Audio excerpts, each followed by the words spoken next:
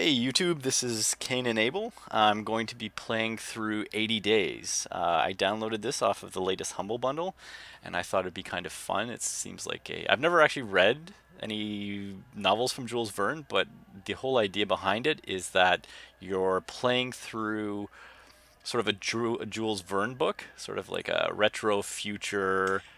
Um, oh, hold on. I'm streaming myself. Oh, this isn't good. Hold on. Yeah, so also this is my latest, this is my new, or this is the first time I've ever been streaming anything through Steam. Everything else has been PlayStation VR. So I'm still getting the hang of things. Still trying to figure stuff out. So anyway, we'll start from the beginning. If there's any problems, let me know in the live chat. I think things are working properly now, but I'm not sure. So anyway, let's get started.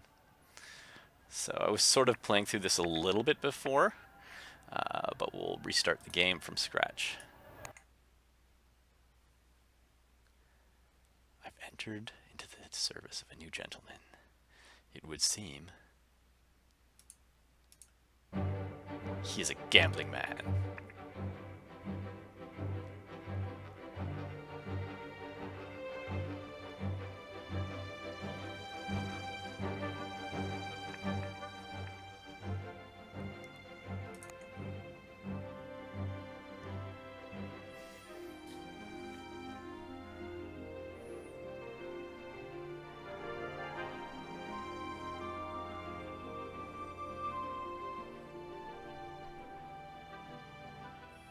Meg Janeth. Mac and PC edition. So yeah, I saw this on YouTube, and sorry, not on YouTube, on as a Humble Bundle. So I thought I'd give it a try. And I sort of played through one and a little bit games. I got smoked. So there's sort of a whole economy that I have to worry about in this game. The whole idea is to travel around the world in less than 80 days, starting in London, and sort of going from there. But now you have to worry about, navigating in a good amount of time while also making money. It costs money, obviously, to travel. There's not a lot of graphics per se, but the story is interesting. So it's sort of like a cross between how do you put it? Kind of a book, or a choose your own adventure book, as well as a game that has like light resource gathering. So here we go, London. Click to begin. Begin. So right now we're in London, England. Monsieur Phoebus Fogg returned home from the Reform Club, and his newfangled steam carriage. Besides, I helped him down. The iron-lung, steam-driven horses clattered away. Passepartout? Is that Passepartout? Passepartout, said he. We are going around the world. Very good, monsieur, I murmured doubtfully, not believing a word of it. Shall we circumnavigate the globe within 80 days? He was quite calm and proposed a wild scheme. We leave for Paris at 8:30 in the hour. But of course, I answered, still extremely suspicious. He nodded. Good. Pack an altimeter and my evening jacket. There's not a moment to waste. I'm dependable. Alright. One of these newfangled automobiles. Right. So I found that you can actually look at the European shipping table. It gives you routes that you can go on. So as you can see, now before you actually travel down the routes, you actually have to know where the routes are. So if you get these events, then it'll give you sort of maps and distances that you can go through. Otherwise, you'll have to spend some time to explore and find the routes. We must go and discover our route. So now we can actually get rid of this. So do we want the wax cylinder? Yes, because that will give us money in Paris, which we'll be going to next. Let's see, pocket altimeter or an evening jacket. Well, pretty sure we're going to be all fancy and be an Englishman. Pocket altimeter. Yeah. Forget about the playing cards. Let's go pocket altimeter and let's go. Depart. So the idea, I think, is you can't let his health get below it. So you're basically the manservant of this really fancy rich guy. Mechanical horses raced past Piccadilly Circus and Pall Mall faster than a team of thoroughbreds. Even so, the whistle of the 825 was blowing as we pulled up to Charing Cross Station. We raced along the concourse. Tickets, please. Alas, monsieur, we're in a great hurry, I explained, giving... He's French. He's French, I think. We do not have time to buy tickets. You may purchase them from me, said the guard, though it is more expensive, I'm afraid. £85, please. Yeah. I mean, you can see up here, this is our poundage. So, we got lots of money so far. Converse. Begin conversation. I'm at your service, Mr. Fogg. Passepartout? Tell me, monsieur, what is the purpose of our journey? I have a hefty wager. I do not intend to lose. I don't know, I still don't have an accent for him. We'll just make him all fancy. Indeed, but we'll be buying, oh no, we can earn a little by buying and selling possessions as we travel. Very good, sir. Very good, sir. London's smog gave way to rolling hills and pastures in the Kentish countryside. I'm going to repack the bags. Guard rapped at our door. We are about to submerge, he warned. Take some people a bit funny, so watch out. What do you mean submerge? This is a London to Paris Amphitrite Express, he explained. To a particularly dim-witted child. A submersible train? Talk of all the London papers. I must have missed it. Missed it, he said gruffly. Every inch of it has been examined and stamped with the artificer's seal. It's the world's only bathyscope locomotive. Alright. So you also have to remain loyal. Remain loyal to him. Alright. The Amphitrite plowed through the water overnight and splashed up over onto water-gauge French tracks. Do you have a route in mind, monsieur? I'm as yet undecided, my master admitted. The new canal has sped up the shipping route from the Suez to Bombay. I thought perhaps we could take the Trans-Siberian Railway, my good man, across Russia. Surely not Bombay. I examined. We shall certainly wilt in the scorching heat. My accents are all over the frickin' place. Then we would be well to buy hats and linen trousers, he replied. There are alternatives. We may travel overland and across the Black and Caspian Seas. I'm going to see how many accents I can get through in this. But what is the fastest? I believe, said he, we shall put this to the test. Parbleu.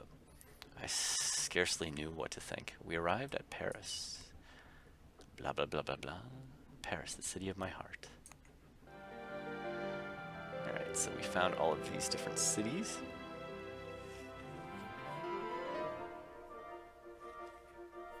Ooh, that looks like a good way to go.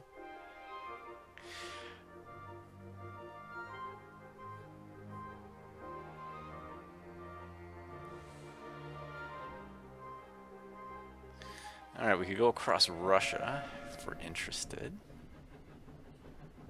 Amphitrite Express. Several possessions could be sold handsomely here. Let's see. Now, we have our wax cylinder. So we've already made 400. Alright, this wine. To Berlin. Copenhagen. That's a lot of money. So I want to take this to Berlin. It's good to have a shaving kit, traveling cloak. Why not? Let's see if we can make it to Berlin. Berlin is our next stop. Let's zoom out a bit. Berlin, okay. Well, you know, it may make sense to go through Russia then. for heading to Berlin. But what we need to do is we need to discover the route. Go back to our current location and explore. Alright, so it's going to Munich, Vienna. We've got a few hours to spare. I asked Monsieur Fogg if I might enjoy my city before we had to leave. Yeah, I noted and headed into town. The talk of the streets was the only thing. An enormous, elegant oval stadium constructed of green fields and Champ de Mars, containing technological marvels, art, amusement parks, and milling crowds of the World's Fair of 1872. My city still wore the scars of its last siege. Ah, okay. France had surrendered in the Prussian army after 4.5 months of grim, blood-soaked resistance in the Franco-Prussian War. Now this is the World's Fair intended to reassure the country's citizens. The world also. The City of Light still had a great capital of the world.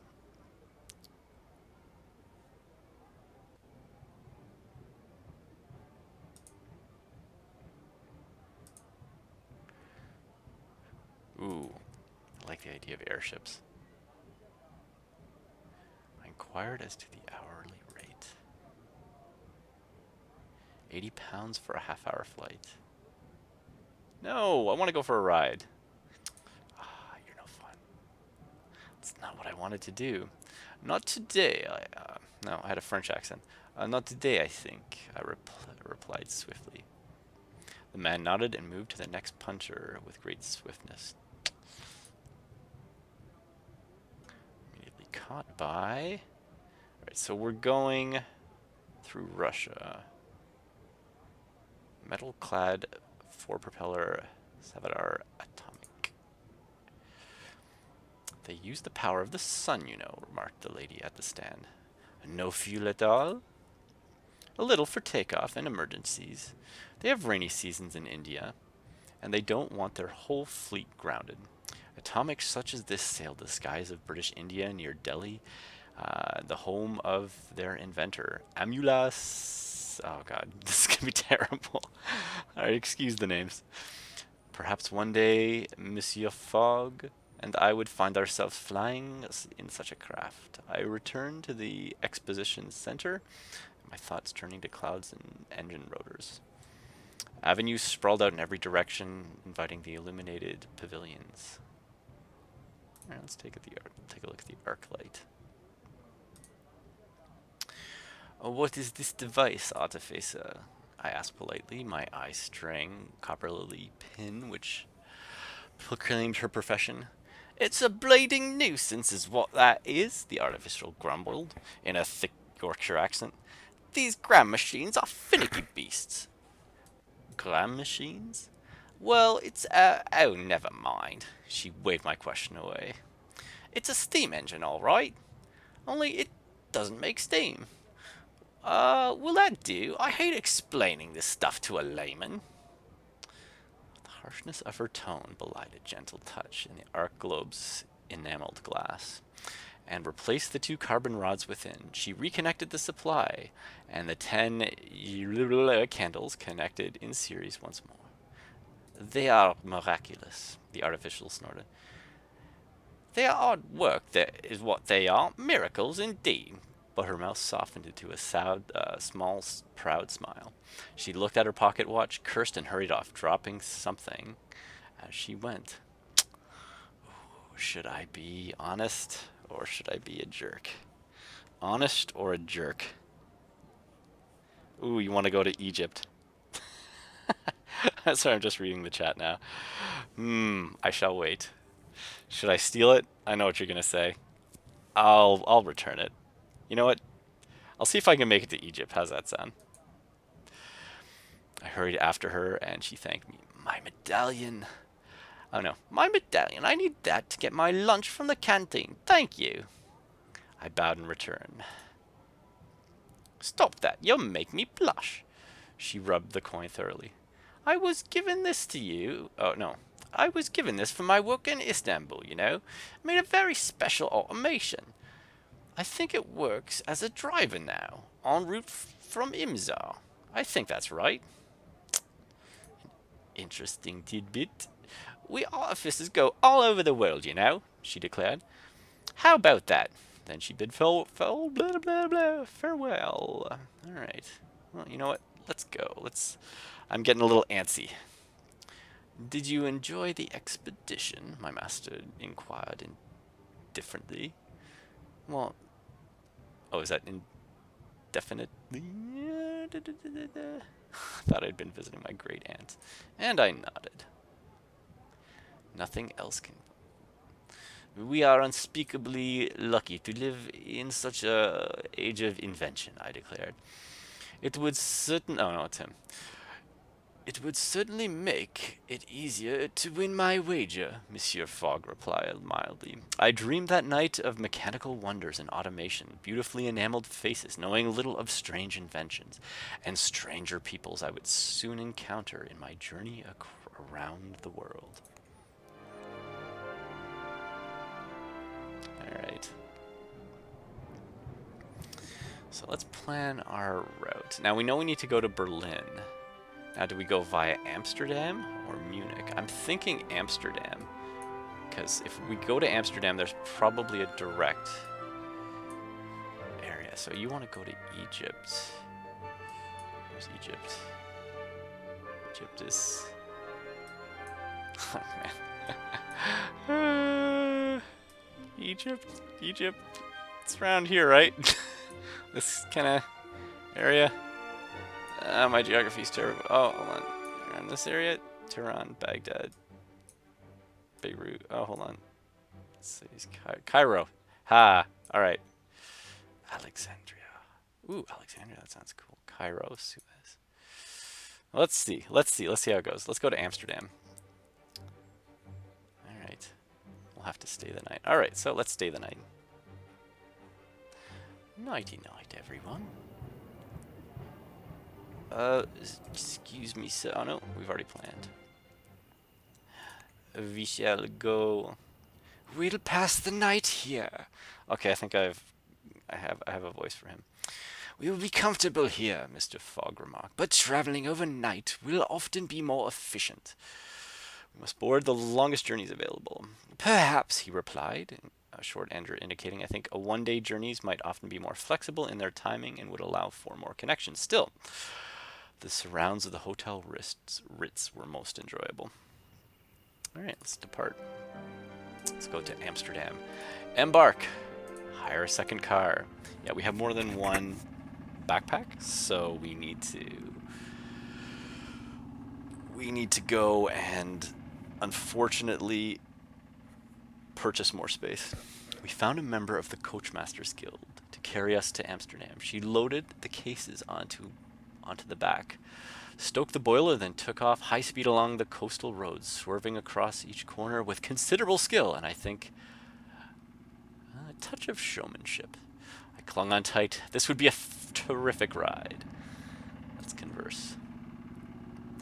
Greetings, driver. No, French accent. Greetings, driver. I cannot drive well if you are talking to me. Oh, come on. We want to go to Berlin. Yes. Aha. Berlin is blah, blah, blah, blah. Alright, it's a tiring one. Well, that's okay. Berlin, Bucharest. So this is where you sort of figure out routes. It'll give you...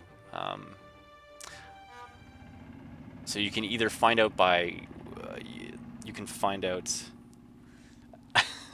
top bit of Africa. Yeah, I found it.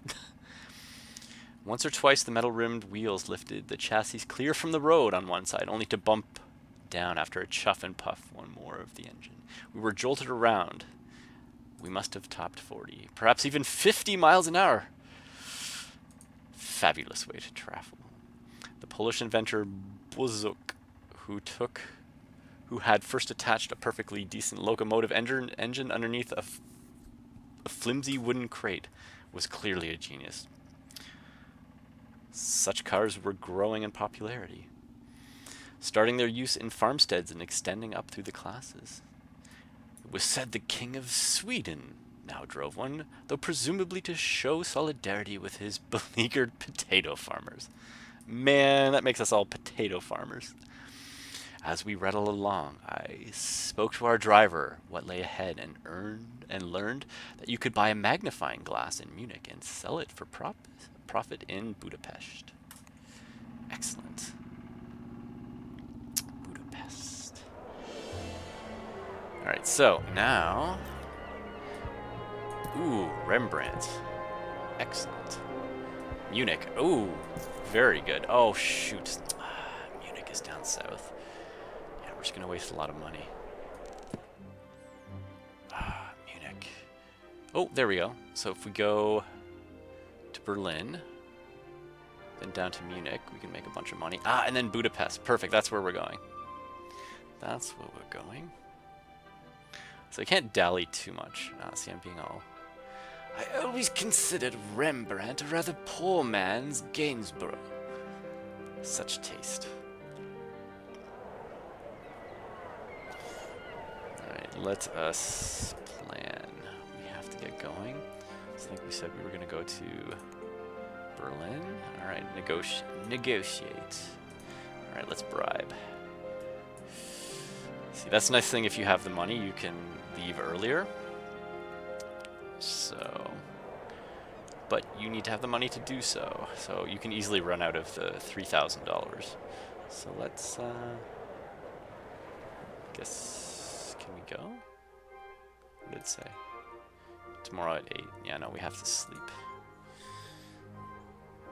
So, let's explore.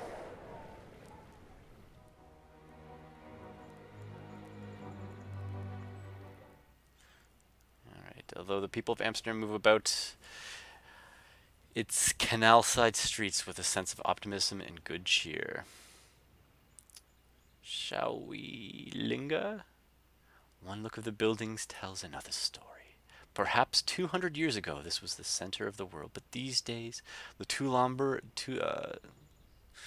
tulips no longer considered valuable than gold. Actually, yeah, what was that called? The amazing inflation? Yeah, tulips went up and it was like there was a tulip bubble and then they just crashed. It was bizarre. This is actually like a real event that happened in Europe.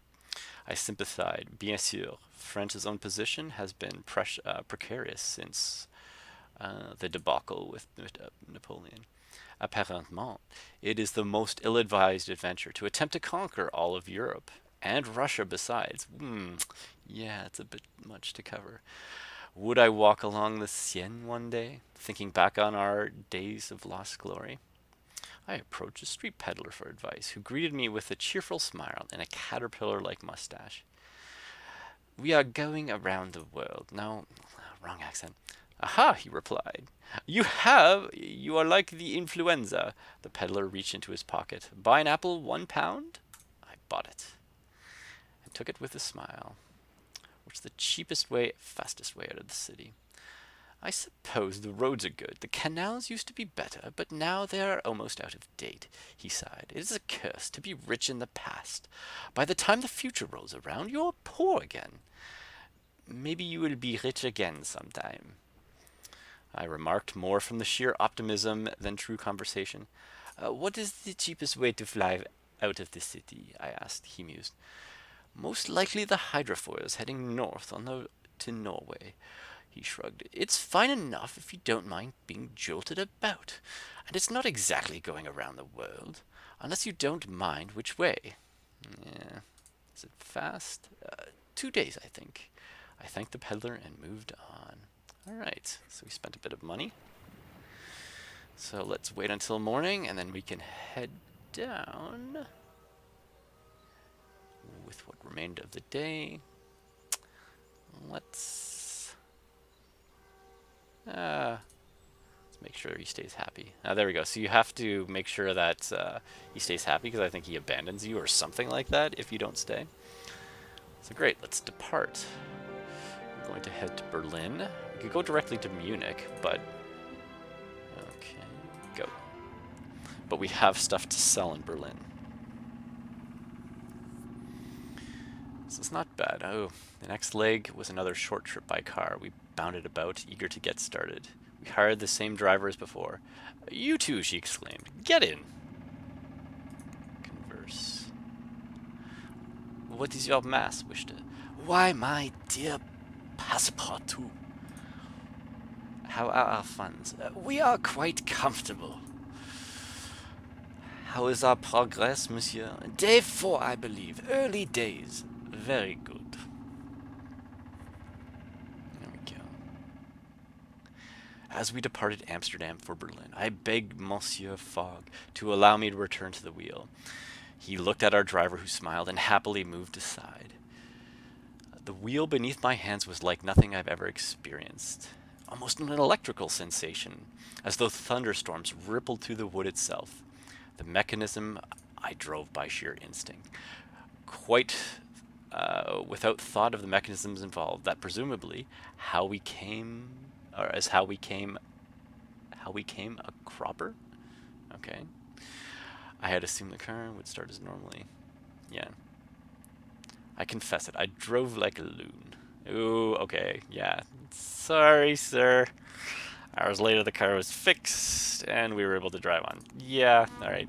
So, I'm just driving like I normally drive. Jeez. Alright, let's make sure he's all fancy. Ah, close shave. Superb. So you can also, because I have the shaving kit, I can shave him and, take care of him. So it makes him happier. We made good progress in the car, but not enough to recover our lost time. Toot, my friends, toot. So, our driver asked quite suddenly, after a full day and a half of silence, what are you going to do in Berlin anyway? We are going around the world. No. The driver found it. By car? By train, by car, train, airship, whatever we can find. She nodded. You should go south into Africa, she said. The Zulus near Ulindi run long-distance airships across the world. That was the extent of our discussion. She returned to driving, and I was watching the world slip by. Alright. Let's give him another, I could not wish for a superior valet. Well, I have to say, don't like being a manservant. The road swept beneath our feet like a dogged gardener. Finally, we became a sight of tiled roofs, the harbor, and the smell of the herring. We arrived in Berlin. Excellent. Let's go to the market and sell our... Where's that? Ah, that's right, our wine. No, wait, was that Munich or Berlin? Come on. Yes. All right. So now we're making a good chunk of money. So we can get rid of that. Go to the Caribbean. Timetable. Khartoum. Why not? And a railway whistle. Lost Rembrandt. Okay. Alright, so if we go to Budapest, no, if we go to Munich, we can sell the Rembrandt. That'll keep us going for a while. That's perfect. Houston to Havana. Ah, Havana's a beautiful city. I've actually been to Havana. I'd love to go to visit all of these cities. Caracas. Hey, you got three streamers. That's cool. Hope you're enjoying it. If there's anything I can do to make your joy, or I can make your stay more enjoyable, let me know. All right, let's zoom out a bit, and we'll choose to go to what? Oh, we're gonna have to explore. I thought we'd already explored. I don't know why it went away. Oh, well, anyway, we'll stay the night.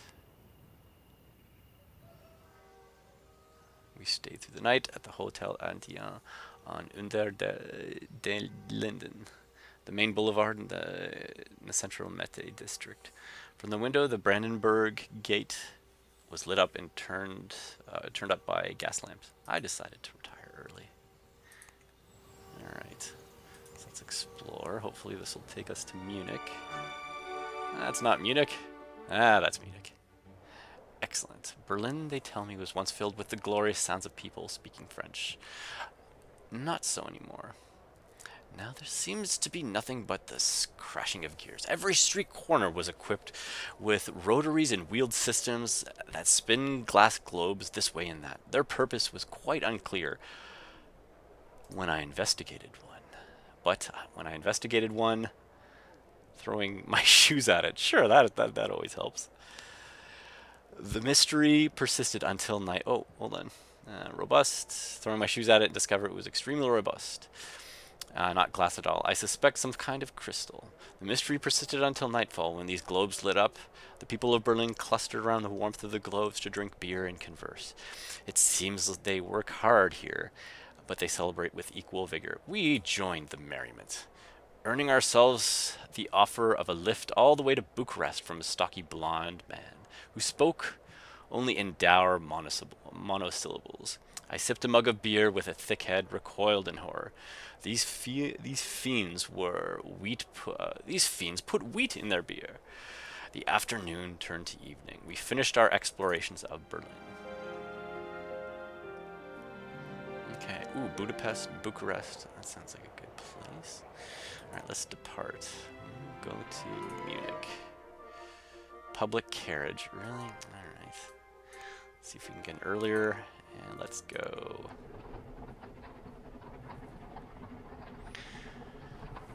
I think we can now start going on trains. They have some other interesting forms of travel. So like this is sort of speculative travel, and also like travel that you can take during the age, like, you know, horse and carriage. Obviously horse and carriage isn't going to take you places very quickly. We jumped from Berlin to Munich in a patched up steam carriage. The smoke pumped out back through the tall iron chimney, leaving a soot-smudged wake which trailed behind us like a flag. Our driver Christoph could not stalking about his father. Stalking his father. That'd be weird. The countryside was the very definition of bucolic.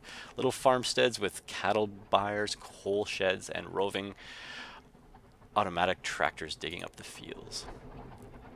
Let's converse. Greetings, Christoph. Don't worry, you won't distract me from the road. Munich. Alright, let's see. Yeah, Vienna could be interesting. Munich to Vienna. Indeed, one can travel in a private car from Munich to Vienna, but the journey is a tiring one. Vienna to Dubrovnik. Do you realize that some buyers would pay well for woolen cloaks in Dubrovnik? But tell me, do you like trains? Indeed. So do I, but I don't mind driving. The train would be better. Let's see, Vienna. Let's go to Budapest. Venice? So this is how you get, goodbye. This is how you get more places to travel. I'm not even going to try to pronounce that. Are you English? French, I cried back. The man's expression turned from cheer to oops. Cheer to anger, and he began shaking his fist, throwing clods of mud in our direction. The Franco-Prussian War, Christoph said gently. Many of these people lost a great deal. I sat up straighter. If I'm to be despised, I will look like someone worth despising. All right. You are quite the flamboyant type, I see. Alright, so let's go make some money. Ah, we made so much money. So if we go that. Okay, we don't need that one. Get this one. We already have apples. Oh, okay. So we have two things we can sell in Budapest. Excellent. So let's go to Budapest. Now, if we're lucky... Ooh, okay, so we could possibly go all the way down to Athens.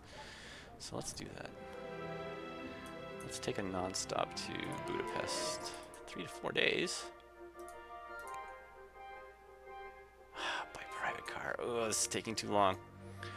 Alright, we really got to get going. Let's see, how long does that take? A week? Just over a week, so yeah. Now this way might be good, because then we can go all the way through the river. Yeah, let's try that. Let's travel this route. Let's go to Vienna. Okay, depart tomorrow, so we should stay overnight. So let's take down. We'll pass the night here. Very good, sir. As expected, my accent was a problem in Munich, to the point where our ever mild-mannered concierge went as far to spill a mug of coffee on my lap. I took the man to task, demanding pointedly whether he saw any difficulty with my provenance. He slid from my accusations like a fish from a hook. You are a valet, he said. I am a concierge. We both work for our English gentlemen. Then let me tell you what my gentleman needs, I replied, sensing this weasel of a creature could be bullied. We are traveling around the... No, we are traveling... we have a German accent now. We are traveling around the world, as fast as we possible around the world. We require a hot bath and the best food and a peaceful environment. What? It can't. It will be done. Why have it deteriorated? I'm trying to make sure you... Sometimes I just don't understand. Alright, so we want to go to Budapest. Travel. Oop. What's this? What did that just say? Negotiate. Ah, excellent. Before 5 p.m. Yeah, let's go.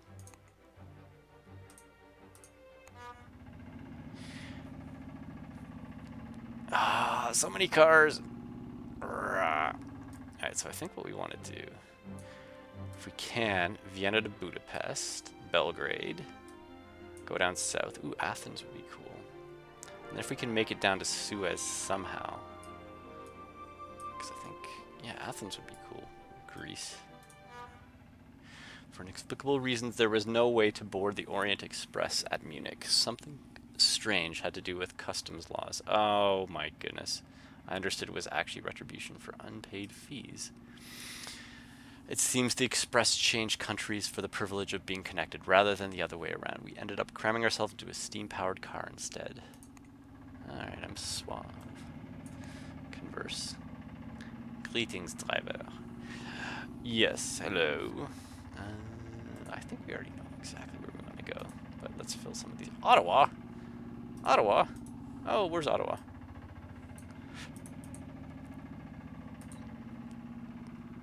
Here, have some apples. You can buy more time. Neat. Alright, so let's go Ottawa to Toronto. I've traveled that. Ooh, Ottawa to New York. Goodbye. Ah, perfect. Ooh, Venice could take you to the south of Italy. Winnipeg to Ottawa, and then to New York. So I could possibly traverse North America through Canada or the US. There we go, Vienna. Pleasant ride. My owners regaled us with stories of the time of his...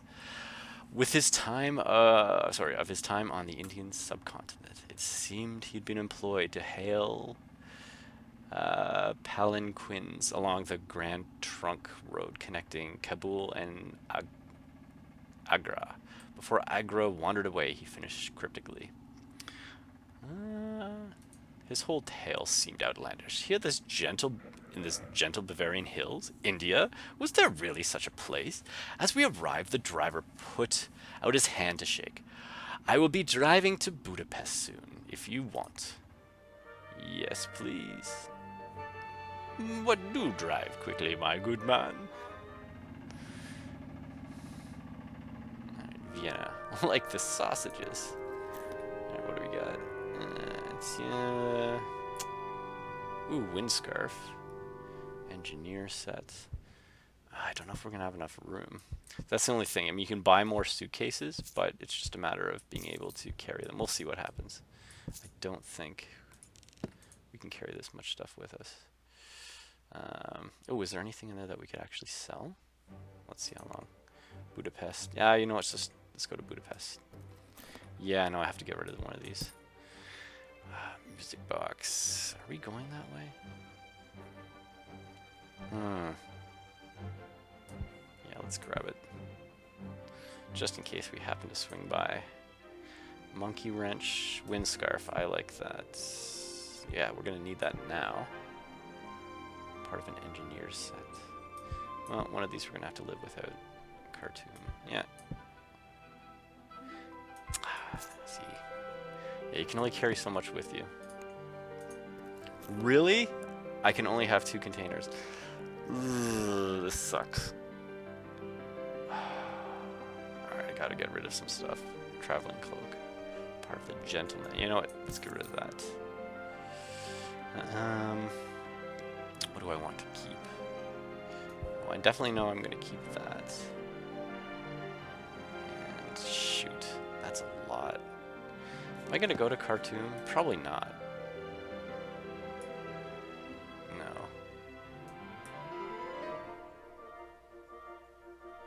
Yeah. Alright.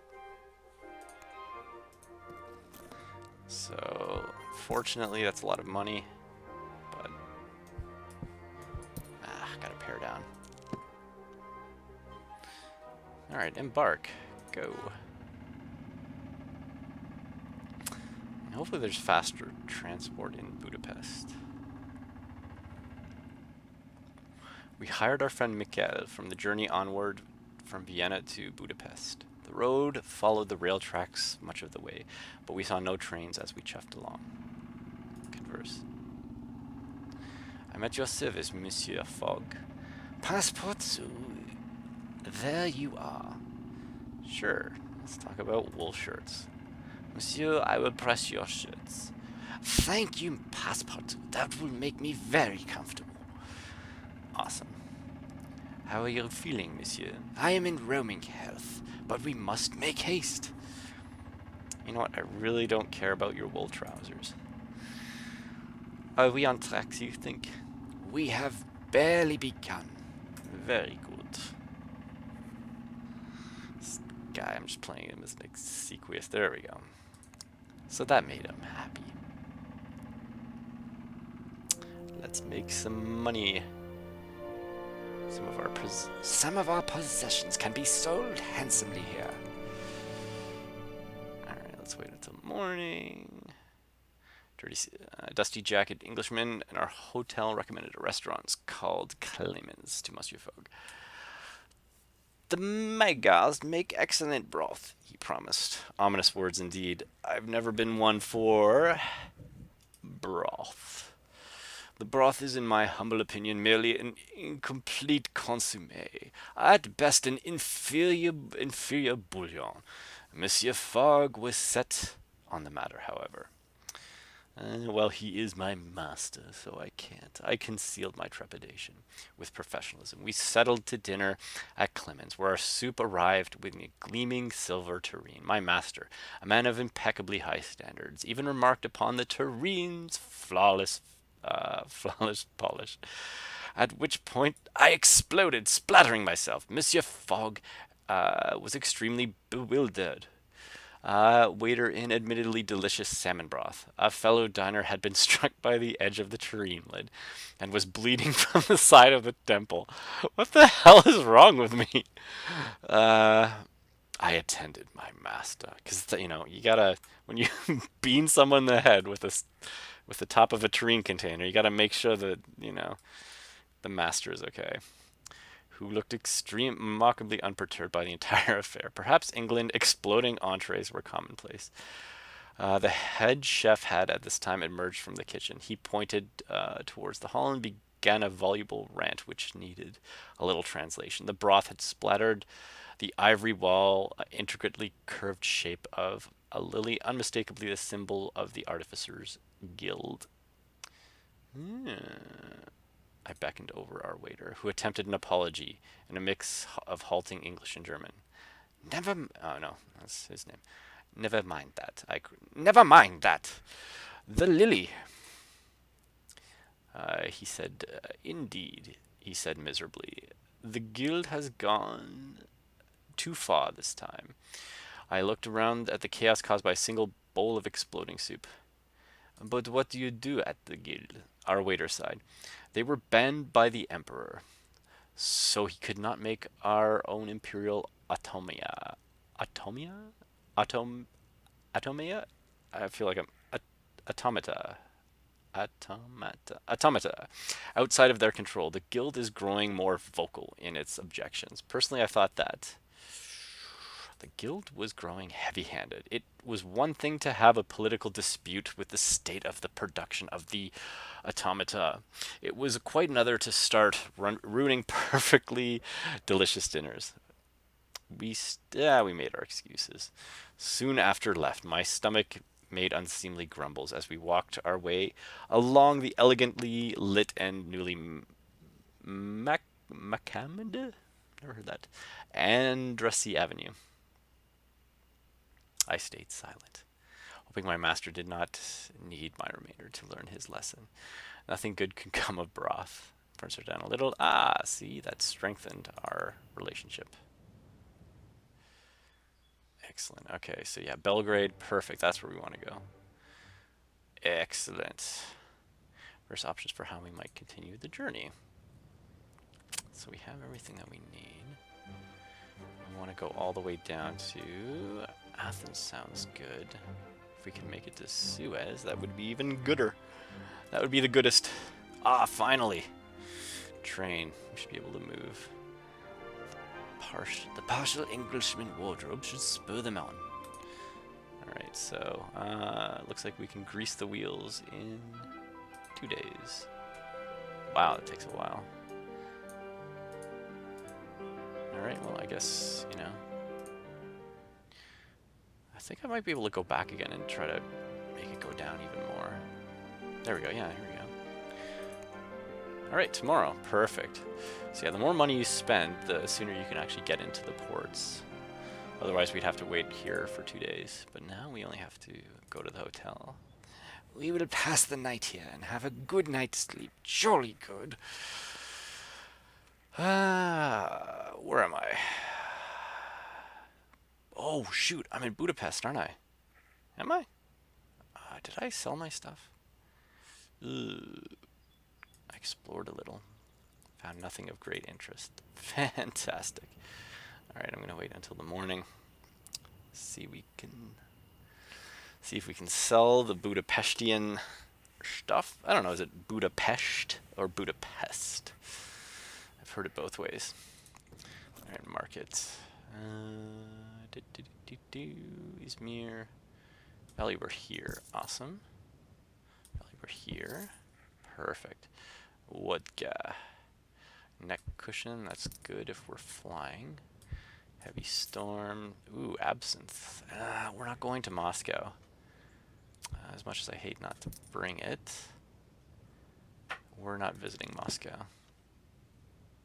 Bummer. Okay. So let's go to Athens. Departs tomorrow. Okay. Is there anything else we can do? No, just we'll pass the night here again. Before retiring, I forwarded my master reservice. Whatever.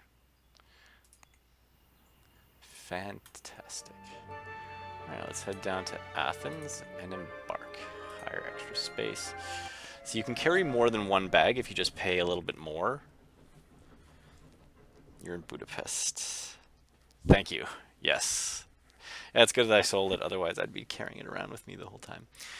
Today we turned south. The Orient Express Company ran a spur from Budapest that swept down the length of Europe to Athens. It originally stopped midway at Belgrade. But we had no reason to stop in Mittel Europe anyway. Alright, we are courageous. Hopefully someday we will find something edible. Greetings, Madame Garde. Show me your ticket, please. Yes, monsieur. How can I help? I find your accent confusing. Yeah, well, shut up. Alright, so we want to go to... Ooh, Antalya. Yeah, let's go there. Inspires in a magnetic compass. Are you holiday makers? Sure, why not? Let me recommend the Aegean coast. I grew up there, and it's beautiful. Okay. I always wanted to go to Alexandria. Dubai. Goodbye. And Belgrade.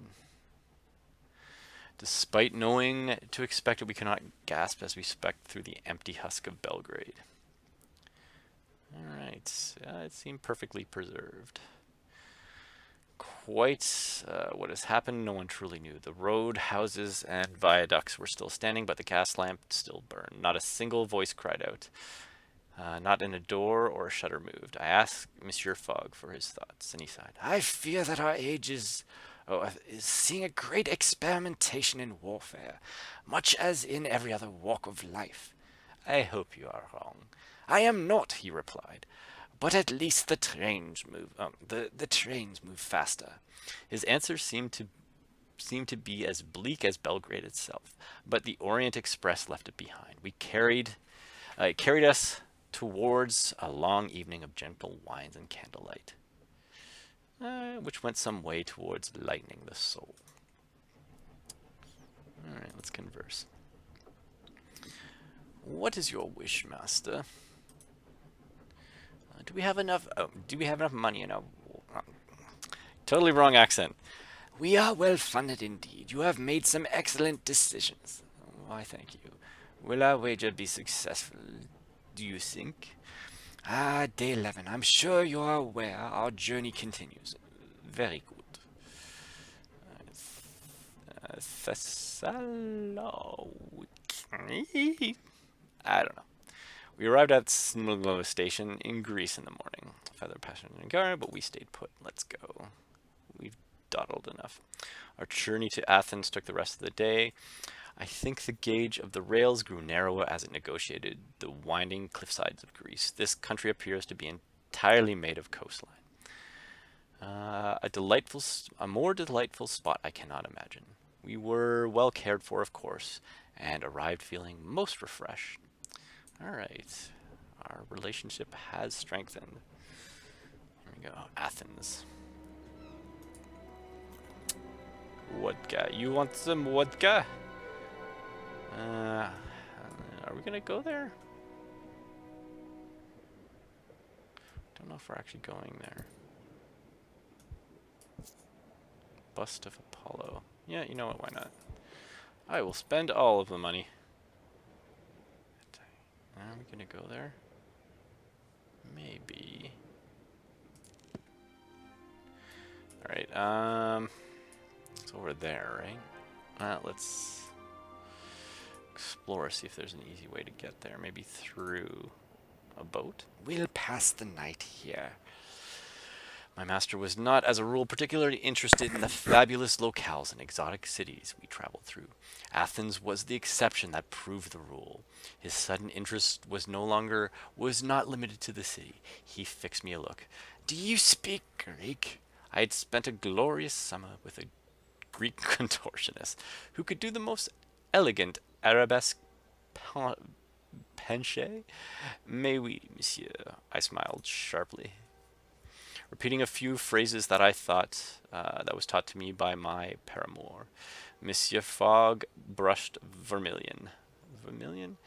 That passepartout, he cleared his throat, is a very specialized vocabulary. Despite my master's grasp of ancient Greek, the demotic variant more commonly spoken on the streets eluded him. We were reduced to wandering at random, until by chance we stumbled on the site of the Acropolis. Ooh, cool. I gazed at the Parthenon's columns. It was a magnificent sight, even if just ruins. I could only imagine how it must have looked 2,000 years ago, a jewel in the crown of the Athenian Empire. It is exquisite. I breathed, interrupting Monsieur Fogg's silent reverie without quite meaning to. Alas, our quiet, companionable moment did not return. As we stood admiring the architecture, it was rudely knocked into by a small man in thick glasses. I caught his arm in case he should fall. I can't be a complete dick all of the time. And he thanked me quite quickly. My apologies, he murmured. I left it at that. The man apologized again and then quickly wobbled away. A man with sea legs, I observed. Monsieur Fogg shook his head sadly. In which case, Passepartout, you should have asked him about his boat. Probably. Well, shut up. Ah, excellent. Okay, that's going to take us to Antgar. I spent a few hours next. Let's get going. Depart. We will go to Izmir. Ooh, buy a boat. Go. Aegean Ferry.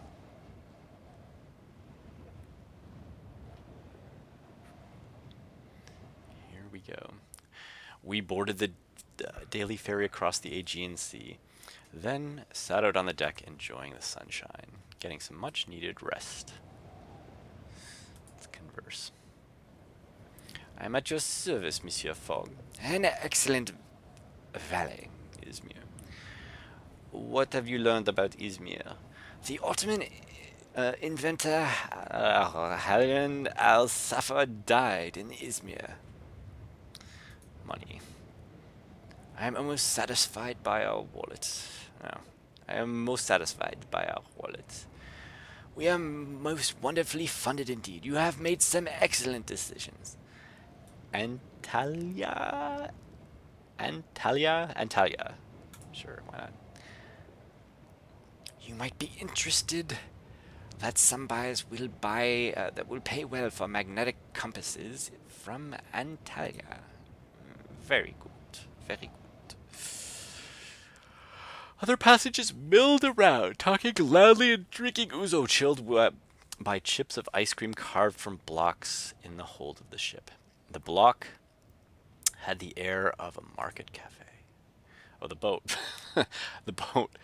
Uh, or the gathered crowd before a concert. Clearly, sunshine is good for the soul. Otherwise, I spent my time watching the scenery go by and relaxing. Even a valet must take time off. Relationships have been strengthened. Fantastic. Alright, let's our bust of Apollo. Yeah, we gotta sell all our junk. Ooh. What do you mean, bust of Apollo? I don't think we're going to Halil, are we? Or whatever that place is called. Alright, magnetic compass, pocket altimeter. What was I gonna sell here? There was something. Was there?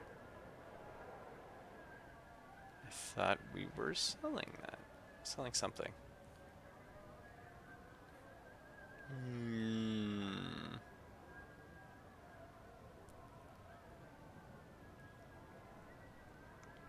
Did I already sell it?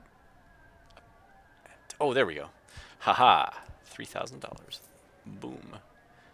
There we go. Water bladder.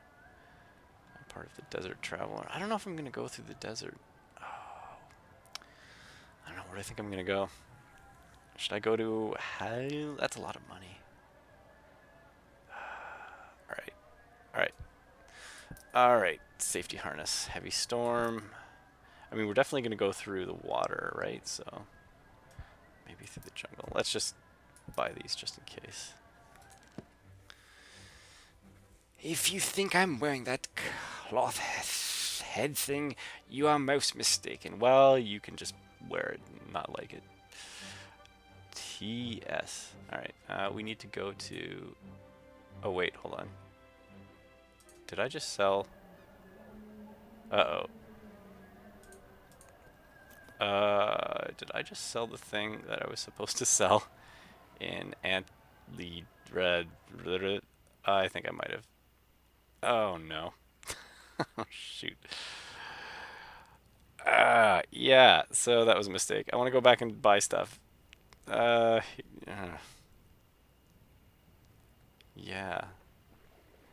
That wasn't very good.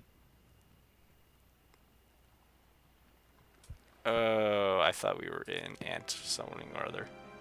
Shoot. Alright. That was a mistake. Mistakes were made. The port of Smyria, or Izmir, the locals called it the gateway to the Ottoman Empire. The British and French had their own consults and private quays. But there was also a Dutch and Venetian flags amongst the fleet of trade ships and dirigibles. Let's find out about onward passage.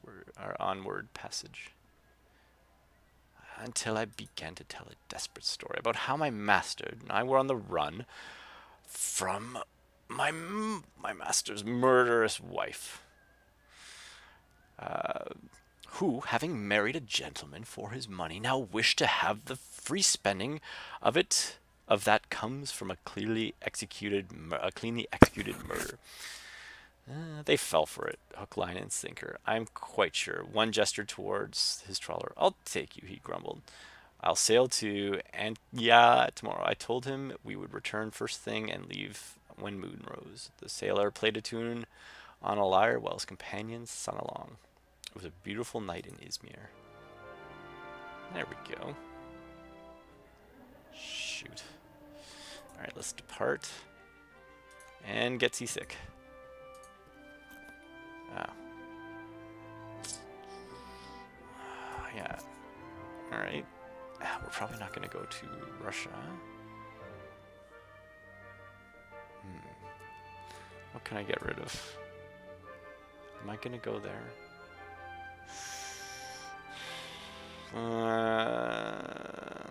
You know what? Let's get a machete. Never know when you need a machete.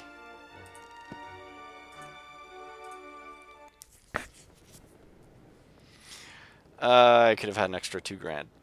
That wasn't good. That was a mistake. All right, let's see where wherever it is. Oh, there we go. Ooh, but I need to go.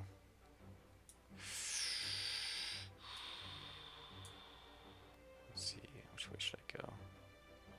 If I can make it to Hale.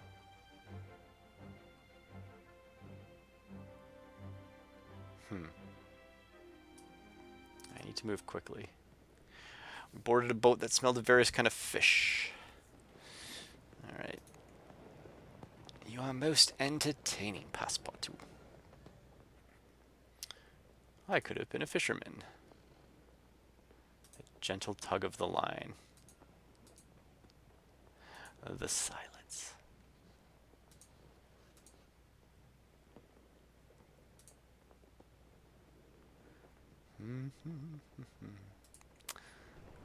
I played this one before, and it'll deteriorate no matter what. You know what? I'm going to go to Hail. Hail? Is that how it's pronounced? Not sure. Madame Linguist? Is that how you pronounce? H-A-I-L? Hail? We saw several other boats in the waters. Okay. We asked the fisherman about them. And he struggled a grizzled shrug. Busy little place, this. Water's the quickest way to get anywhere. Except the airships, another put in. But they're all private from Antlia. Ooh, excellent. Going to Antlia. Oh, we can go on an airship. Cool. You can't get aboard unless you know the right people. A few hours later, we were on dry land once more. A bath, Monsieur Fogg murmured. We must have a bath. You enjoy your bath. Although I can imagine on a trawler you get kind of stinky. Let's explore. Alright, it's Beirut, Alexandria. Spent the afternoon around, wherever that is, a historical center of Antlia, in which I happened upon a group of Turkish dockhands unloading crates of Venetian goods into a warehouse flying a French flag. They had a passable grasp of French. No doubt a prerequisite of working for their French employer, one Monsieur Fontaine.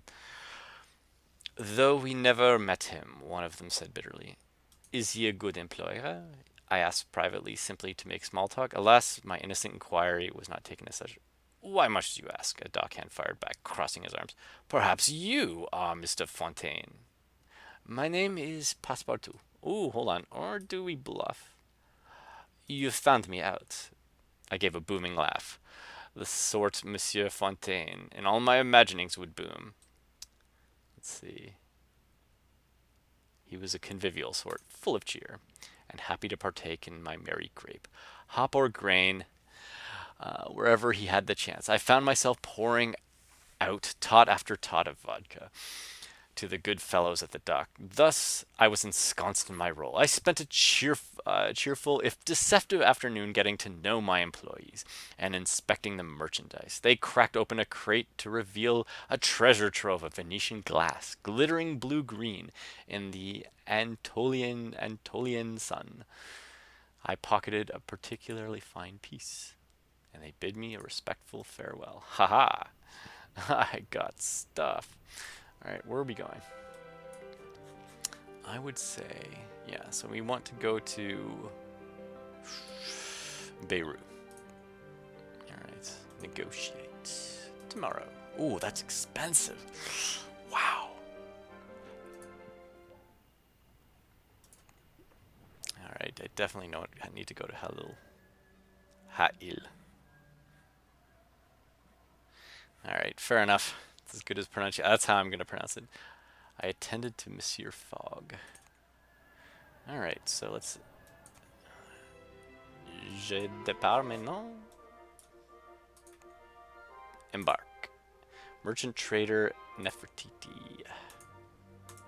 Go, go, go, go, go. Ooh.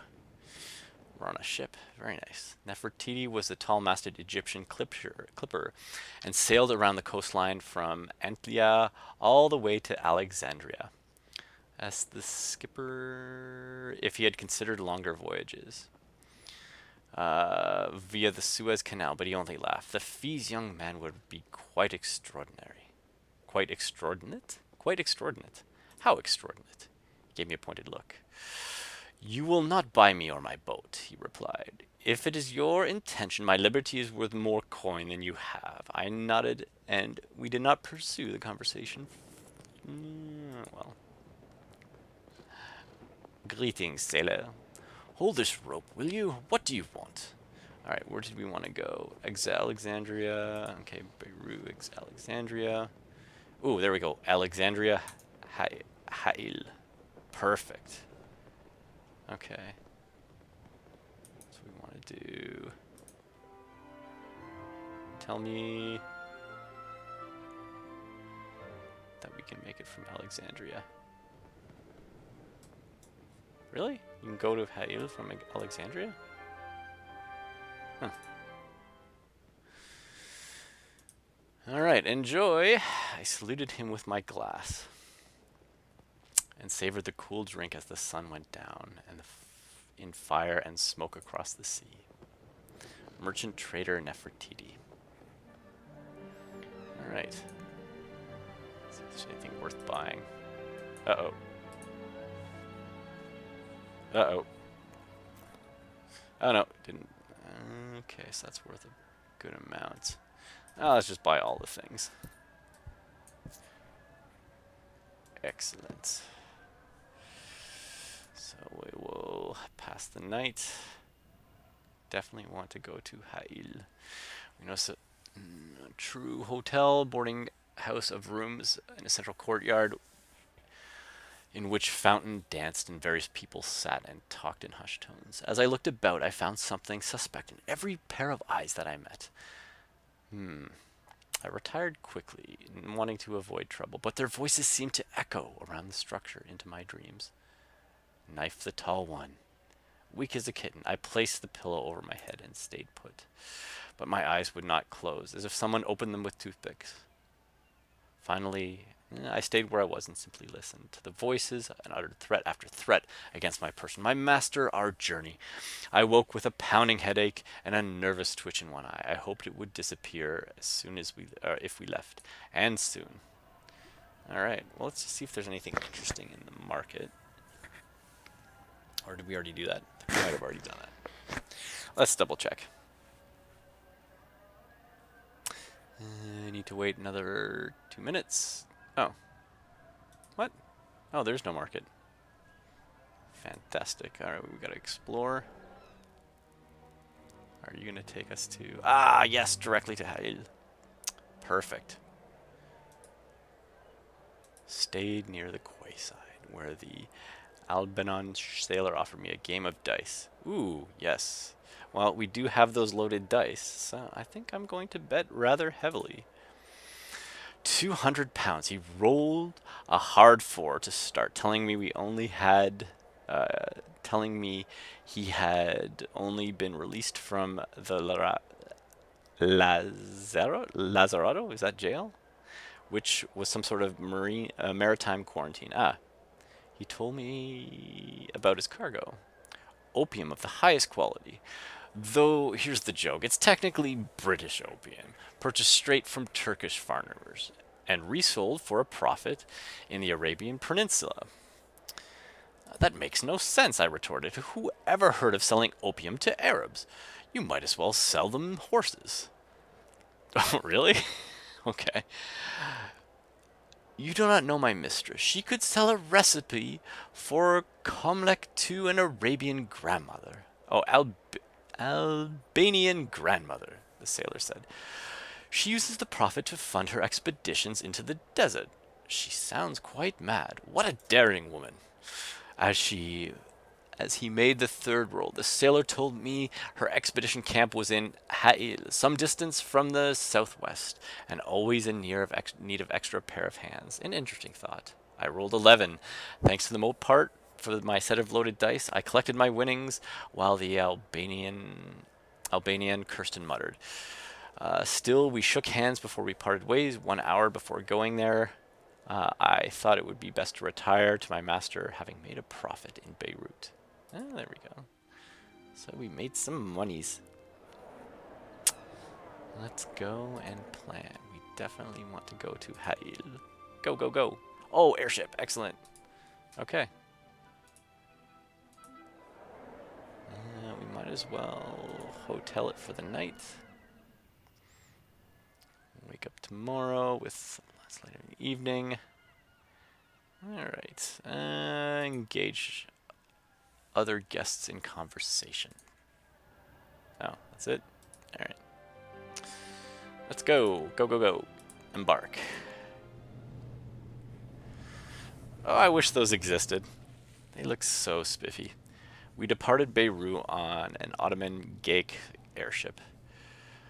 The envelope was painted all over with interlocking geometric patterns, which continued into the corridors inside. I could feel the rumble of the engine below my feet, louder than perhaps used to. The Geiks were coal gas rather than steam powered, a useful feature since much of the Ottoman land was desert. Converse. Greetings, Captain. My good passepartout. Ha'il. Ha'il is the capital of the Al Rashid Emirate. Right, where did I want to go? Let's go to Manama. We'll Suez. Here, have some vodka. Ha'il. We could go to Jeddah. This just sort of opens up where we could go. Or does it not? I looked into control room in the spacious, more spacious than European standard, but simply arrayed with altimeters, gas valve controls, inclometers, and gyroscopes. I cleared my throat. The crew ignored me. Excuse me, I said loudly. One of the crew looked over. Can I help you? The crewman asked in passable French. This is a remarkable ship, I enthused, and his expression lightened. She has twin propellers and an Al-Safa coal gas motor. It was one of the first ever designed, he boasted.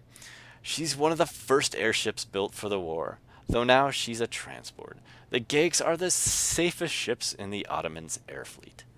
How fast can she go? I asked privately rather than doubtful. Cruising speed is a steady 120 kilometers per hour, but we're capable over 150 in emergencies. Quite an astonishing feat for a luxuriously appointed ship. A buzzer began to sound. The captain began barking orders as we descended. The crewman excused himself and I paced the observation deck until we docked at our destination, the desert settlement of Ha'il in the Al Rashid Emirate.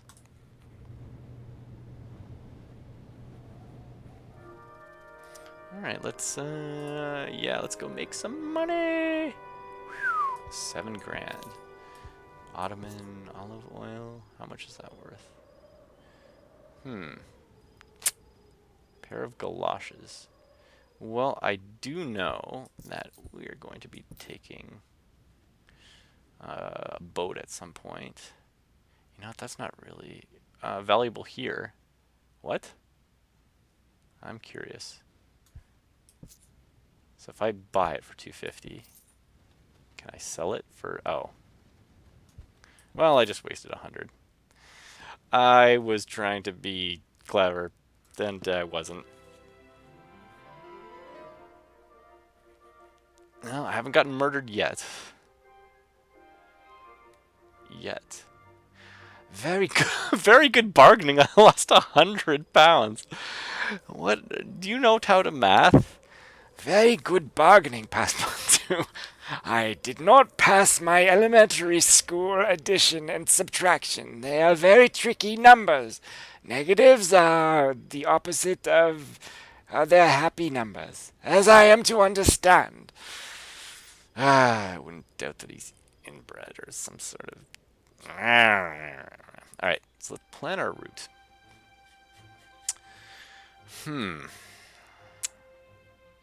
Where do we want to go? Where is this taking us? Alright, Kabul. Do we want to go... Okay. I wonder if we want to...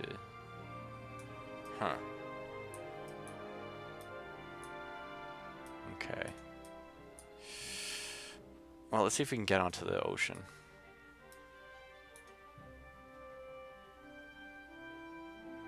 Or, yeah. Maybe go to a... Yeah. Ooh. Really? We're gonna go by caravan? Alright. That's gonna suck. But why not? I don't want to be on some smelly camel. Ha'il was the capital of the Al Rashid Emirate, crowned by the newly constructed Barazane Palace, the grand structure over 3 stories, with lush gardens flourishing amidst sand and dust. The charm surprised me. Though it should not have. I suppose, why should this palace not be beautiful? Barzan Palace, unusually for edifices of its sort, did not dominate the town, but sprawled gently through a bustling souk. Traders from all lands and sects intermingled easily under the protection of the progressive emir, Talal bin Rashid. I found the sailor's mistress at the horse traders. At the horse trader, I was surprised to find she was dressed in white, flowing robes of a Bedouin man, complete with kafia wrapped in a bit like a bonnet. She was looking critically at Cremolo about 16 hands. Could such a lady really be an opium trader? I glanced at the long-necked babe further back, and the woman moved a little closer. You have a good eye. She's perfectly formed bitme, long and flexible, she said approvingly. She had that particular nasal tone of English aristocracy, and was not surprised when she introduced herself as Lady Anne Blunt, or as she called herself in these parts, Antissa bint London. I am Passepartout, I declared. I'm going around the world. She nodded, curious but not curious enough. I'm headed to Rydia by camel train, in pursuit of superior horse flesh. You, I must recommend you come with us, as you are clearly a discerning sort. I promised to consider it, but Lady Blunt had already turned away to harangue a horse trader. I returned to my hastily pitched tent, relishing in the prospect of telling Monsieur Fogg about our encounter. All right. So let us depart. Alright. Let's go on a stinky camel. Lady Blunt's caravan. Ah, you decided to come after all. Lady Blunt smiled down at us from atop her chestnut Arabian, bestowing a smile upon me, but reserving a more thoughtful look for Monsieur Fogg. Greetings, madame. Greetings, Passepartout. Rydia. Alright, where do we want to go, actually? Let's just find out about everything. Manama. Can you travel by private car from Rydia to Manoma? For now, how are you enjoying your ride? Saddle sore? Hardly. You're lying, and badly too. How do you? You don't know me. Alright, let's see. Manama. Perfect, that's where we want to go. Lady Blunt's caravan. 8 lightly loaded camels were roped together in a train. We will be traveling fast, and it's hard for Rydia. Lady Blunt announced, into the ridiculous voice. The 2 camels on the back are yours, gentlemen. Do not slow us down. I suggested Monsieur Fogg adopt Bedouin robes. Yeah, well, when in Rome, replied that he did not trust my sartorial judgment. Poor master. As it was, he remained in his Savile suit, woolen socks, and leather shoes and cravat. Well, I wondered with some trepidation how we would fare in the desert. Well, you know what? If you get injured, well, that's your fault. You're not protecting yourself. Here, freaking brush your hair. Shave. Superb. Desert seemed quite endless. Wear the freaking clothes. Damn it. Alright, did he do it?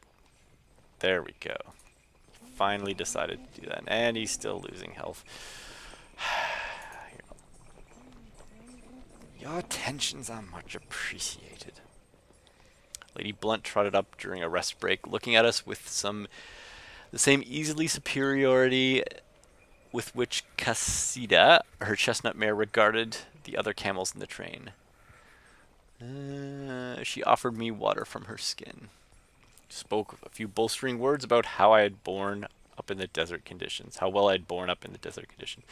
We will make the Bedouin one of you, Passepartout, she joked, which I privately remained rather skeptical.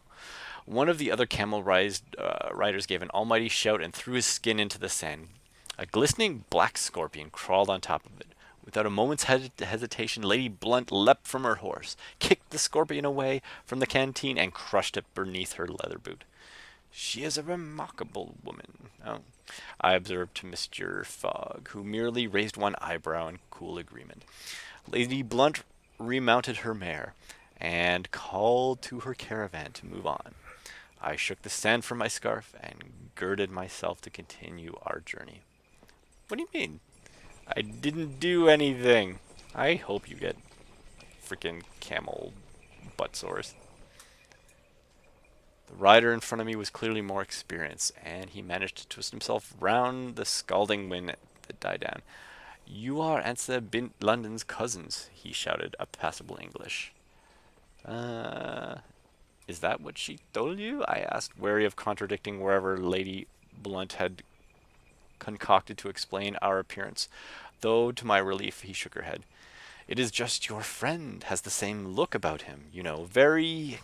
Khalid searched for the appropriate word. You know, refined, I offered, but he shook his head.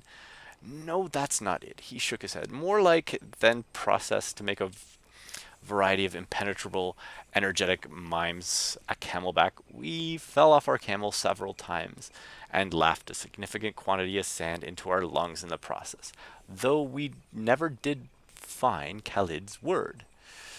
And it did not feel like a day wasted. Okay, well, oh man. Dude is getting sick. I don't care. I remarked how busy it was to Lady Blunt. Why not? These settlements, even Halil, rely on pilgrims. Each year, fewer pilgrims come, she said brusquely. Steam power changes everything. What do you mean? The Hejaz Railway, being built between Damascus and Mecca, is not complete, but pilgrims are choosing the comfort of steam trains over the hardships of desert travel. Yeah, you think? She shrugged and looked away. Surely this is progress? I ventured, and she turned a gaze full of burning derision toward me. Is it? She demanded. These settlements will dwindle. The men will probably leave and seek work on the railway, leaving their families behind. In a few generations, perhaps, the skills of dyeing cloth and weaving handicraft will be the province of grandmothers. But they will have more skills, I insisted, unwilling to accept her perspective. Skills fit the modern world. Lady Bunt sighed. How strange, she remarked. That progress seeks to recreate London wherever it reaches. I find it curious. Before I could reply, she tossed her mare's reins and trotted away. Curious, yes, a most curious day. Ooh, wow. He is not doing well. Huh. I gave Monsieur Fogg a sip of water. There we go. So we reached the outskirts of town of Rydia. Lady Blunt unroped her mare and dropped back to bid us goodbye. My grandmother would have left you in the desert and not looked back, she informed me without an inflection. You are lucky I'm not him. Well, we did pay you. Well, quite so, given that the grandmother was was the notorious Lord Byron. Mad, bad, dangerous, you know. Anyway, blah, blah, blah, blah, blah. Things are good. I feel like reading the whole thing. Alright, here we go. Let's go to the markets. False passport. Ooh, there we go. That's worth some money. And what else do we have? We don't need a timetable. Ooh, Suez. Yeah, we definitely want to go to the Suez Canal. Sailor's cap. And actually, we got enough room for everything, so why not just take everything? And let's go to Menema. I guess, there we go, depart.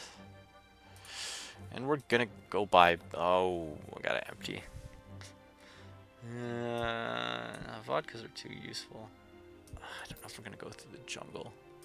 Definitely want that. False passport. Loaded dice are handy. I'm gonna go in any more dusty conditions? Maybe. Air traveler.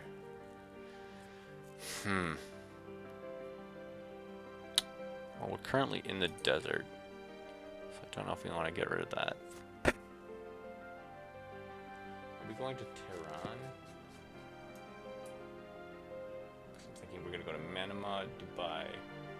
Ooh, okay.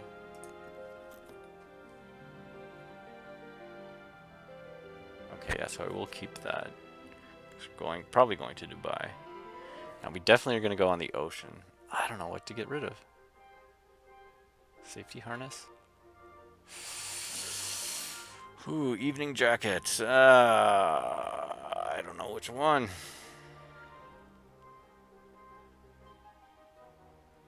Yeah, okay, let's get rid of that. Let's get a sailor cap. Seafarer's kit. Because I know we're going to, yeah. Because I know we're going on the ocean.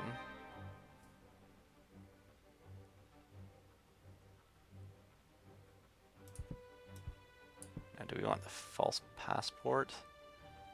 Whatever. We don't need it. Okay.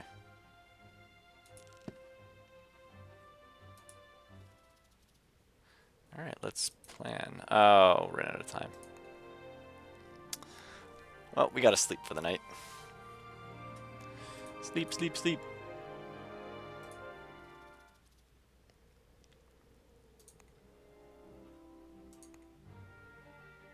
Alright, departs before tomorrow. Can I not go to a hotel? I guess I will explore.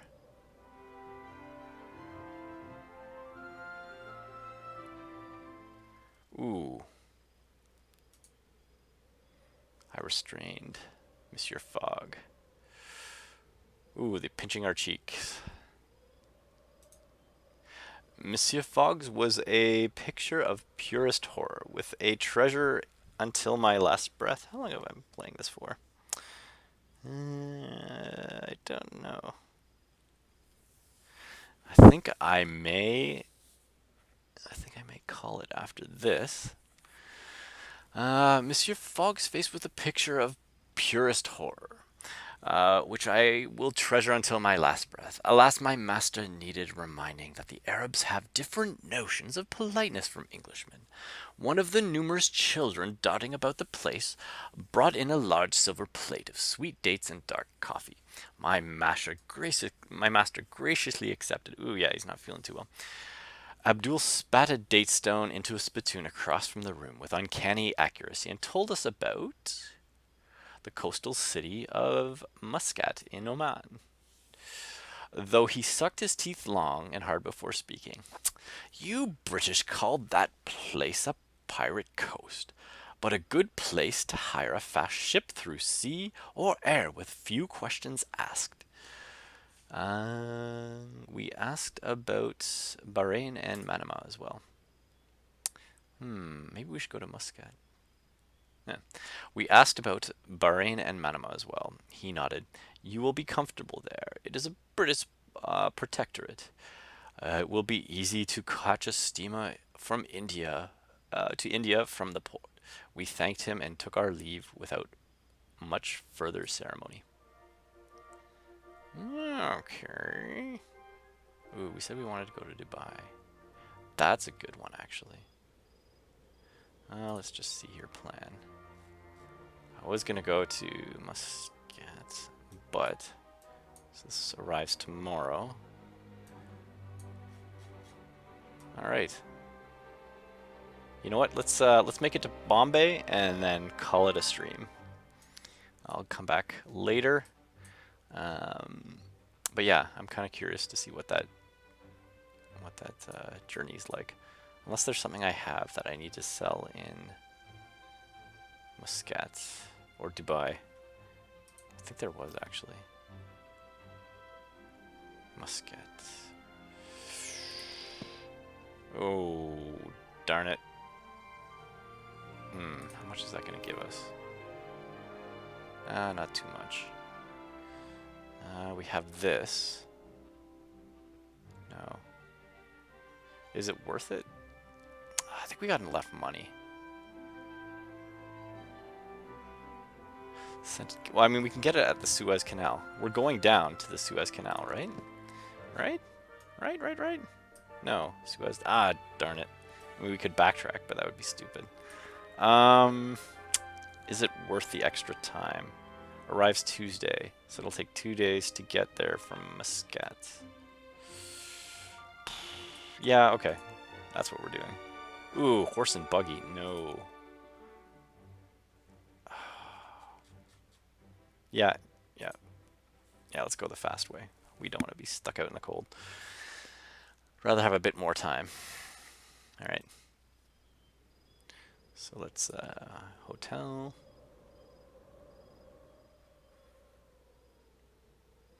Yeah, he's not doing too well. 71. I should really make sure he's okay because he's not feeling too well. I afforded my master every service. Fine. You know, I told him to wear the thing, and then he didn't wear the thing, and then he got sick.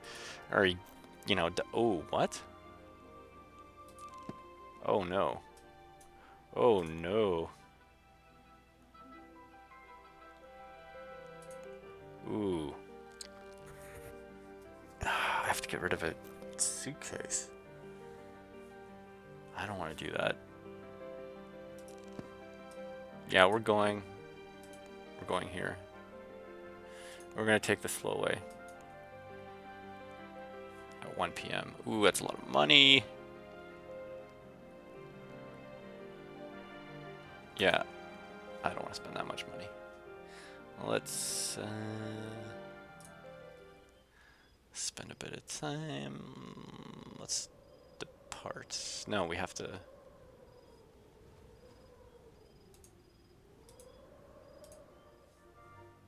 Yeah, that's not until tomorrow, right?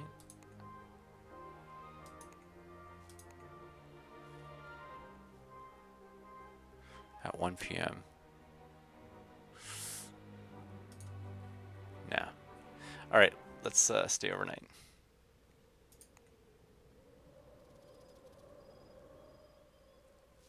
Yeah, well, he needed to get better anyway. He was not feeling too well. Let's try to make him better. There we go. He's in the 90s now. He shouldn't complain. All right. All right, let's make haste. There we go. That way I don't have to get rid of all my stuff. But I'm on a horse. We had to use a magistrate coachman's and his barouche top phaeton, drawn by an enamel and black iron horse, fueled by a gas canister and barrel. A very European contraption out here on the edge of the desert. We set off as our luggage was strapped down. I, for one, hoped dearly that the spring suspension was up to the challenge. Let's converse. Greetings, Monsieur le Driver. Very personal. Talk again? You are insatiable. I didn't even talk to you. You're just... Alright, Bombay. Let's see about Dubai. Goodbye. Oh no, I didn't want to do that. Mechanical phaetons. Yeah, see, this is a mechanical horse. He's fine. I asked the coachman about his vehicle. He spat expansively into the sand in reply, and I copied his act. He gave me a camaraderie grin. She's a city vehicle, imported from Ishifan, he warned. She's never done a desert crossing. My character is now courageous. Oh my god, just fine. You are diverting. You are most diverting, my good man. The mechanical horse had ridden through the night, only intermittent supervision by the coachman, an eminently practical solution, given that there was a very little risk of collision in the fearless desert. But the vista before us was far from fearless. We reached the coast, riding alongside azure water in the Persian Gulf. The salt air was bracing. The breeze from the ocean rustling the leaves, the trees and bushes that sprouted just beyond the line of the beach. The phaeton wheezed and puffed. The coachman looked nervous. Salt air doesn't agree with her, he said mournfully. But she didn't give out, at least not that night. Oh man, just go. Oh, don't die. Don't die. Balloonist kidnappers exposed at World's Fair. Alright. Come on. Hurry up, stupid horse. The morning I awoke, to make sure the oils of the horse's joints kept out of the sand or salty air. The coachman did not see that necessary, but I felt it was better to err on the side of caution. I discarded my oil-stained shirt. We made our way to the capital, sprawling Omani Empire before nightfall. After an otherwise uneventful journey. Mechanical phaeton. Alright, shall we go to the market first? Excellent. So, make a little bit of money. Valuable here. Excellent. Alright, so what do we got? Natural pearl. Ooh, wow. Tout of rum. Bangalore. How much is that? You know what? If we happen to go to Madras, get a little bit of rum. Everyone likes rum. Draught set. Pulse from prim items. Okay. Bangalore. Oh, let's grab that anyway. Perfect. Alright. That mirror seems to be occupying your attention somewhat, Passepartout. Yeah, well, your face is boring. Alright, let us explore. Hopefully, yes. That's going to take us to where we want to go. That's it. As a result, south of darkness, walls were thickly crowded and the sunlight could not penetrate. As a result, it was lamplit labyrinth. I like lamplit labyrinth. The colorful shop stacked high with frankincense, fruits, textiles, and silver. I was, however, in search of a very particular quarry, pirates. This was the dreaded pirate coast, after all. I inquired discreetly in the antique stall, which had a variety of expensive, rather scuffed merchandise arranged in tumbled piles. Pirates are enemies of the sheik, the stallholder intoned piously, although he was unable to stop himself from adding a bitter remark. And certainly no excuse for the British to bring their ships and soldiers to our shores. I am hardly the sheik's man. I offered equably. I know very little of the laws and regulations of this land, being a foreigner, but I have an interest in pirates. The stallholder relaxed a fraction. A purely academic interest, of course, he ventured. And I assured him or I smiled rakishly, yes. I smiled rakishly, a gesture that I thought confused him a little. The stallholder gave me the name of a pirate who supplied his stall with contraband artifacts, an Omani who had converted to Hinduism, and made his fortune raiding vessels traversing the Arabian Sea. Captain Bara- Balaram Balaram of the airship Gandiva, even now docked at Port Quabus. Ah, excellent. Go, go, go, go, go. Let's go to Dvraka. So, do we go to Karacha? Yeah, let's do that. Arrives Friday.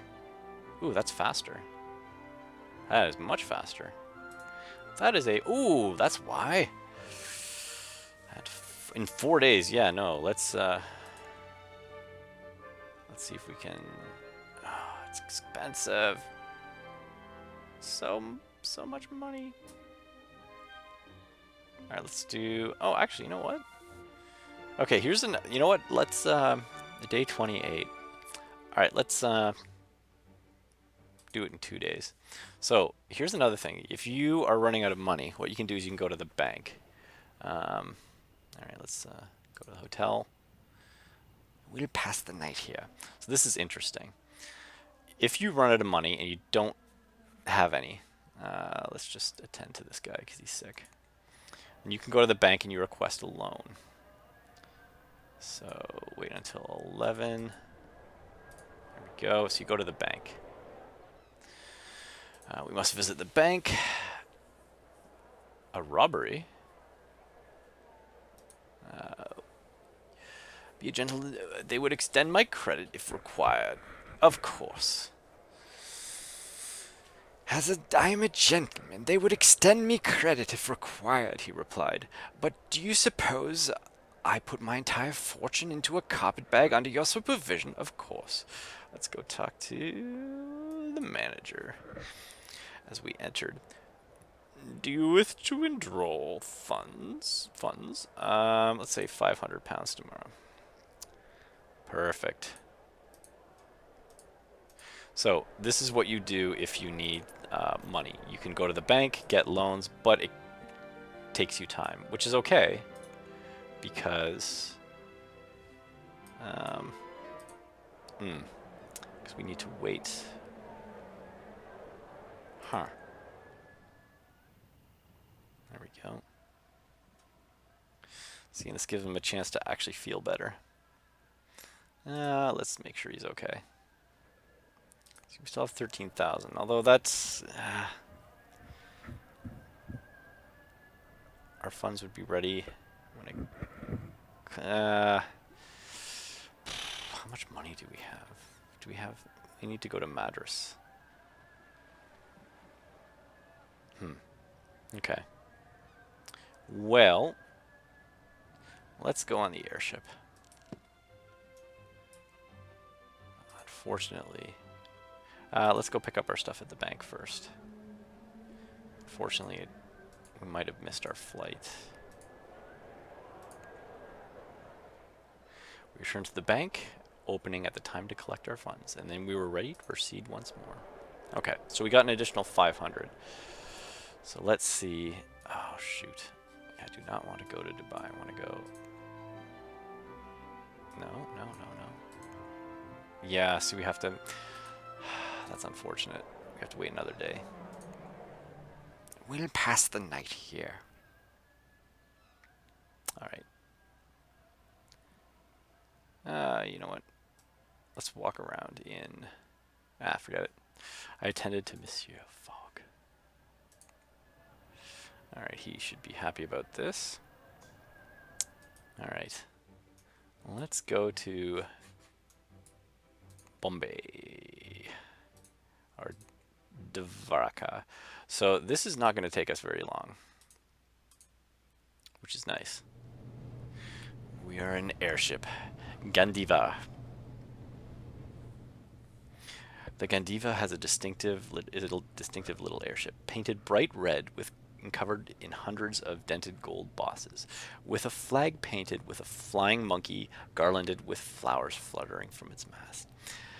Captain Barlam matched his ship,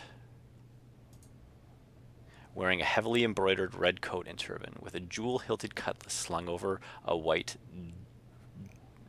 dhoti. A fine ensemble. And one I am not ashamed to admit I envied. Regarding the ship, however, Monsieur Fogg's lips... my brain is getting a little tired of reading this stuff. Yeah, I think this might be the... I might call it after this one. Monsieur Fogg's lips thinned slightly in distaste. I shared his concerns. The Gandiva looked as if it lacked any of the requirements of gentlemanly travel. It probably did not have a trouser press to its name, because that is the most important thing when on a vessel. Does it have a trouser press? That's what I always look for. Greetings, madame. My good man, Passepartout. Dvarka. You need to know about Dvarka. Let's say we go to... Do we want to go to Bombay? Let's go to Chittagong. And then maybe to here. Goodbye. Yeah, see, this is nice. Airships are nice and fast. I spoke to the captain's wife, a charming Gujarati lady who told me of the Hindu gods. We fly the flag of Hanuman, son of Vayu, fleet of mind, and, she added with a devilish twinkle, beloved of the wind. But our conversation was interrupted by a siren's wail. Is it serious? I demanded, leaping to my feet. The captain stood up also. We are being pursued, he informed us grimly. I'm sorry, gentlemen, but our journey may take us longer than anticipated. Oh, man. Seriously? Alright. Would you go faster? Here, there. Sure. Have I ever considered the pearl trade? Absolutely. Alright. Stonetown. That's interesting. Oh. Goodbye. Ah, there we go. Aha. Perfect. There you go. A close shave. Superb. Alright.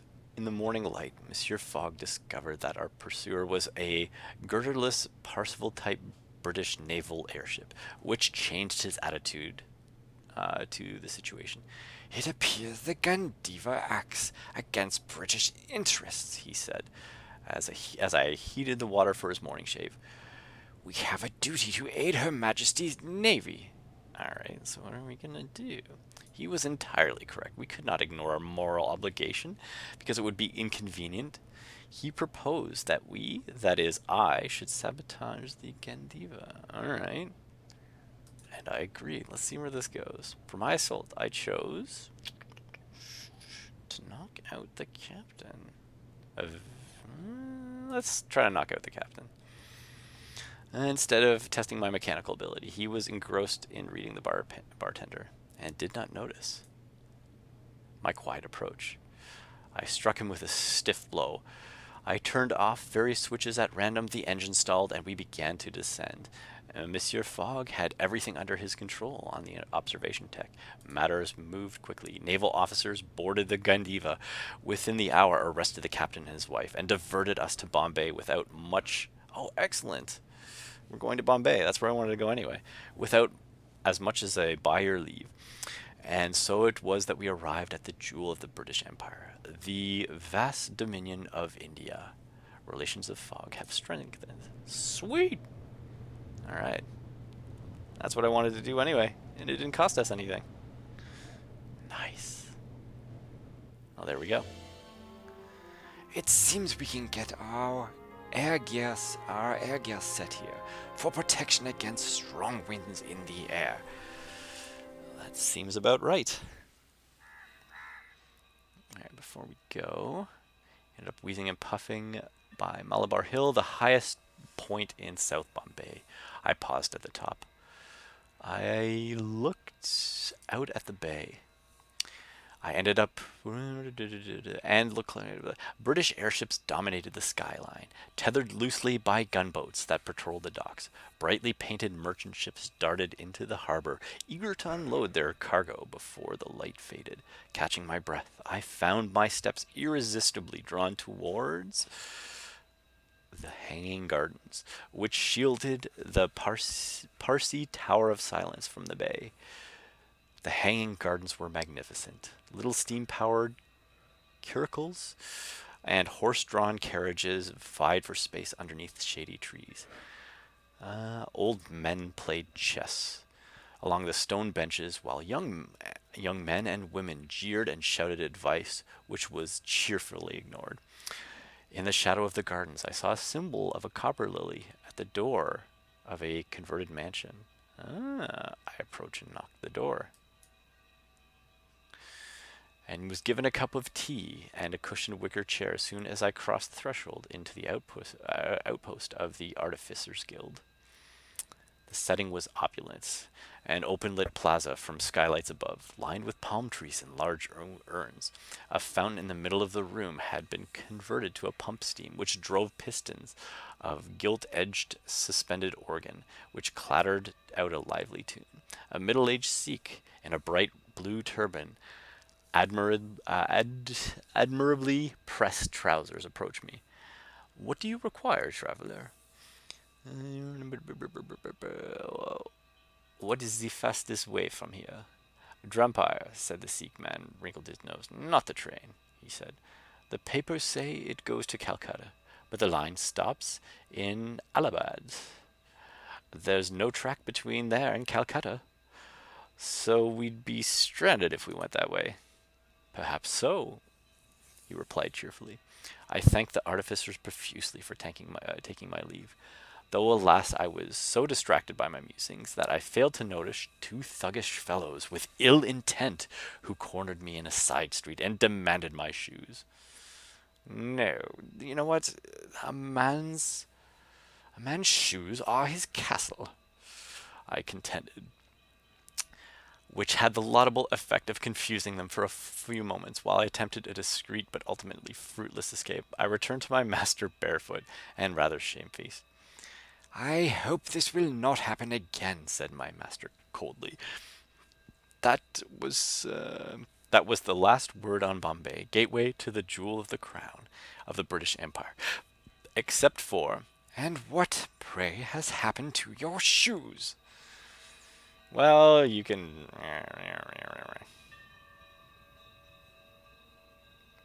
Alright, let's go and see what's in the market. Actually, first of all, let's see. No. Alright. Let's go to the market. Do we have anything to sell? Ooh, Southern Hemisphere. Alright, dominoes. turmeric, Singapore, tobacco, Nova Guai, and Hong Kong. All right, let's say we're gonna head towards Singapore, Hong Kong area. Air travel, that doesn't hurt. All right, hopefully we won't run out of space. Valuable here. Well, okay. Let's sell the hand mirror. Madras. Okay, that's pretty much it. A complicated air gear set should help us navigate, negotiate times of airship journeys. Oh, excellent. Ooh, okay, this is good. New routes discovered. All right. Huh. Yeah, so we could travel the entire ocean. All right. So let's see. If we can make our way to Colombo somehow from Bombay to Colombo. If we can get here, travel all the way across. Yeah, the journey from North America. I wonder if we can go across the ocean. So if we go this way, Singapore, Manila, there's probably going to be an ocean-going vessel that we can take across maybe to Honolulu, and then from Honolulu to Gastown, San Francisco. Gastown? Never heard of that. Interesting. Well, I think I will leave it here, and let's do a bit of exploring before we go.